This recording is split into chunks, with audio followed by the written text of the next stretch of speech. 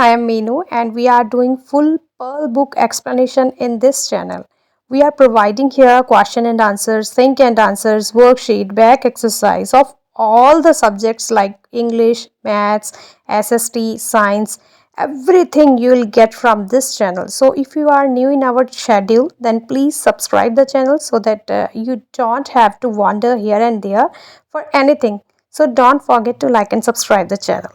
So students, today we are discussing here class 4 English chapter 3 Some Apples Please. Today we are discussing back exercise of this chapter.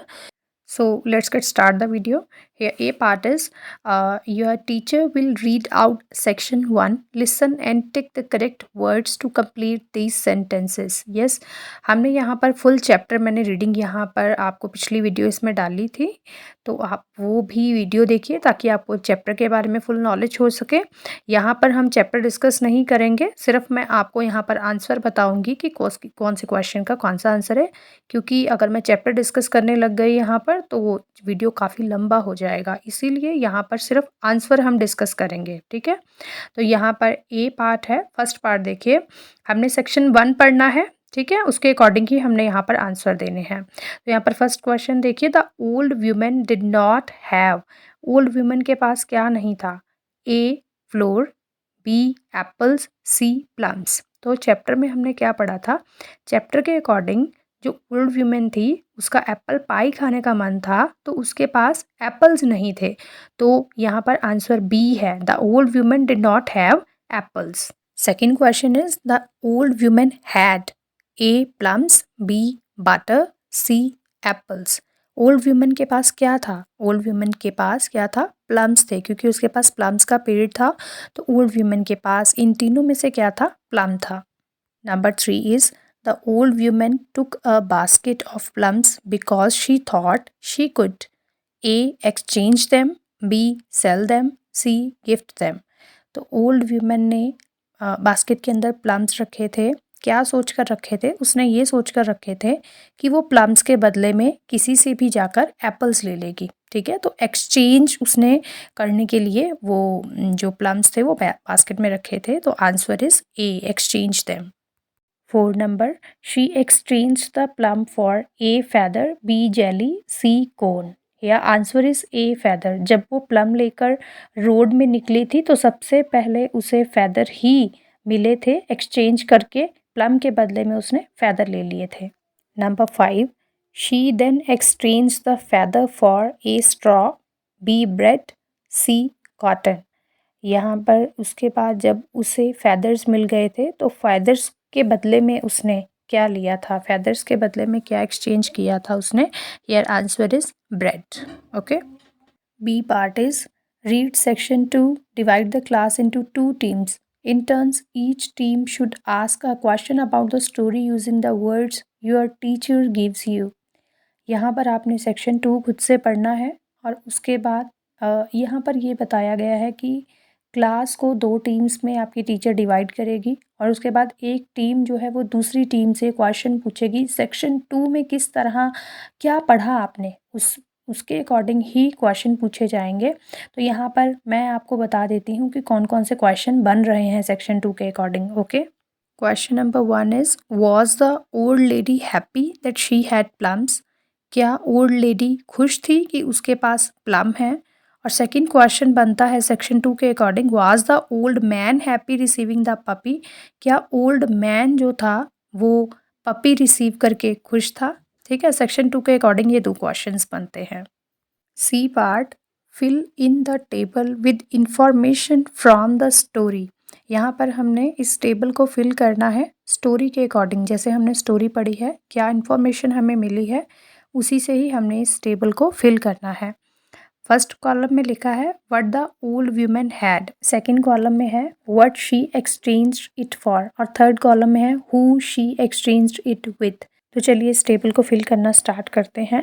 First में लिखा है plum, then लिखा है अ bag of feather. ठीक है, अब हमने यहाँ पर ये बताना है अ बैग ऑफ फेदर जो है वो उसने किसने लिया था, किससे लिया था। ठीक है, बैग ऑफ फेदर उसने लिया था द यंग वुमेन से। तो यहाँ पर जहाँ पर लिखा है whom she exchanged it with, वहाँ पर नीचे आएगा द यंग वुमेन। नेक्स्ट है फेदर। ठीक है, तो यहाँ पर what she exchanged it for, feather के बदले में उसने क्या लिया था, फेदर के बदले में उसने ली थी ब्रेड। तो यहाँ पर सेकंड कॉलम में आएगा फेदर के साथ bread, whom she exchanged it with, यानी कि किसके साथ उसने किया था, द क्वारलिंग कपल, जो कि लड़ाई कर रहे थे कपल, उनसे उसने ब्रेड ले ली थी फेदर के बदले में। ठीक है, उसके बाद नीचे की रो हमने खुद फिल करनी है। क्वारलिंग कपल से उसने ब्रेड ली थी, तो हम यहाँ पर फर्स्ट कॉलम में लिख देंगे ब्रेड।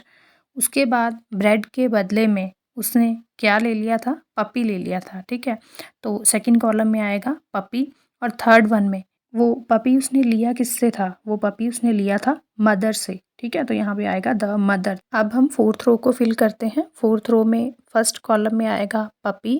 ठीक है, उसके बाद पपी के बदले में उसने क्या लिया था, एप्पल्स ले लिए थे।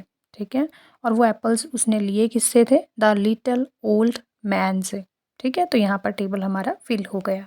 उम्मीद है वीडियो आपको पसंद भी आ रहा होगा और समझ में भी आ रहा होगा, तो प्लीज़ वीडियो को एक लाइक भी कर दीजिए, और अगर चैनल में नए आए हैं तो चैनल को सब्सक्राइब भी कर दीजिए, क्योंकि यहाँ पर आपको पर्ल बुक की फुल इन्फॉर्मेशन मिलने वाली है। तो चलिए नेक्स्ट पार्ट की तरफ बढ़ते हैं। D part, underline the correct answer. here first one is what did the old women wish to eat for dinner.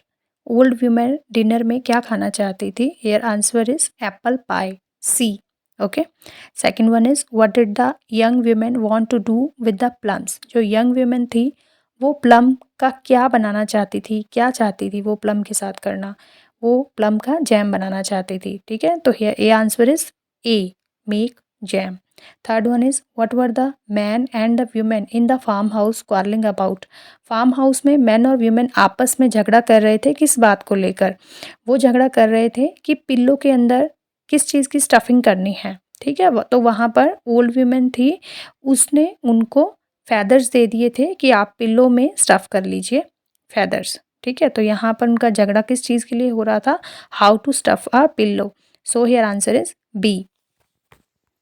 4 number, why were the mother and her children unhappy? A, they had no money to buy food. B, they had lost their puppy. C, they wanted apples. जो mother और children थे वो खुश क्यों नहीं थे, क्योंकि उनके पास पैसा नहीं था खाना खरीदने के लिए, इसीलिए वे दुखी थे। तो यहाँ पर आंसर है they had no money to buy food, A part. Okay, fifth one is what did the old women get in exchange for the loaves of bread. जो ओल्ड वुमेन थी उसे लॉव्स ऑफ ब्रेड के बदले में क्या मिला, A apples, B puppy, C feather. Here answer is A puppy. E part is match the columns to complete the sentences. यहाँ पर हमने कॉलम्स को मैच करना है, सही सेंटेंसेस हमने बनाने हैं। First one is the old women wanted, here E is the correct, to have an apple pie for dinner. Second one is the young women at the form, here D part is correct, gave the old woman a bag of feather. Third one is the quarreling couple, here B is correct, had a kitchen full of freshly baked bread. Fourth one is the poor family did not have food to eat. Fifth one is the lonely old man was happy to get the puppy. F part is think and answer. Was not the old woman a wonderful person? Complete the sentences about her using information given in the box. Yes, यहाँ पर हमें hint box एक तरीके से दे रखा है, जिस तरह से फिल इन द ब्लैंक्स होते हैं और हमें हेल्प बॉक्स दे रखा होता है कि हमने करेक्ट वर्ड जो है वो फिल करना है, उसी तरह से हमें ये हिंट बॉक्स ऊपर दे रखा है, जहाँ पर लिखा है greeted the people she met on the way. ठीक है, talk to the young women as if she had known her for a long time, wanted apple pie and worked hard to get it. ठीक है, ये hint box है हमारा, और हमने यहाँ पर इस हिंट बॉक्स से ही नीचे के जो फिलअप्स हैं वो फिल करने हैं। We know the old women was fond of food because she, और यहाँ पे हमें ब्लैंक दे रखा है, यहाँ पर हमने सारे फिल करने हैं। ठीक है, तो यहाँ पर आपको मैंने कंप्लीट करके दे दिया है। ठीक है, first one is fond of food because she wanted apple pie and worked hard to get it. Yes, second one, very polite because she greeted people she met on the way. Third one is friendly because she talked to the young woman as if she has known her for a long time. Fourth one is peace loving because she sorted out the fight between the husband and the wife. Fifth one is generous because she gave all the bread to the family who did not have anything to eat. Yes. G part is circle the word in each set that does not belong to the group. हमने यहाँ पे एक तरीके से odd one out आपको पता होगा, मतलब यहाँ पर हमें 4 ऑप्शन दिए हैं, इनमें से 3 एक ग्रुप को बिलोंग करेंगे लेकिन एक ऑड होगा, तो हमने वही एक ऑड जो है वो साइड करना है। फर्स्ट वन देखिए, विंटर, बी सन, सी समर, डी ऑटम। यहाँ पर 3 तो सीज़न है, विंटर, समर और ऑटम, बट सन जो है वो ऑड है, तो यहाँ पर सन को हम सर्कल कर देंगे। Second one is bread, cake, juice, pastry. तो यहाँ पर जूस जो है, क्योंकि जूस लिक्विड है यहाँ पर, तो जूस ऑड है, तो जूस को हम सर्कल कर देंगे। Third one is Mumbai, Chandigarh, Chennai, India. तो यहाँ पर हम इंडिया को, इंडिया एक कंट्री है, ठीक है, तो यहाँ पर इंडिया जो है उसको हम सर्कल कर देंगे। Fourth one is book, file, skirt, diary. यहाँ पर हम स्कर्ट को, क्योंकि स्कर्ट क्लोथ है, ठीक है, इसको हम सर्कल कर देंगे। Now fifth one is aunt, friend, niece, uncle. यहाँ पर हम फ्रेंड को सर्कल कर देंगे। Six one is kitten, cub, butterfly, lamp. यहाँ पर हम बटरफ्लाई को सर्कल कर देंगे। Seventh one is bedroom, cupboard, sofa और चेयर। यहाँ पर हम बेडरूम को सर्कल कर देंगे क्योंकि बेडरूम एक रूम है, बाकी सब थिंग्स हैं, ठीक है। Now eighth one is river, ocean, sea और हिल। यहाँ पर हम बाकी सब में तो पानी रहता है लेकिन हिल जो है वो क्या है, पहाड़, तो हिल जो है वो ऑड है, तो इसको हम सर्कल कर देंगे। Now H part, fill in the blanks with the most suitable option. First one is add dash butter to the mixture to make the pie rich and creamy. Add, यहाँ पर क्या आएगा, A option plenty of, full of, more of.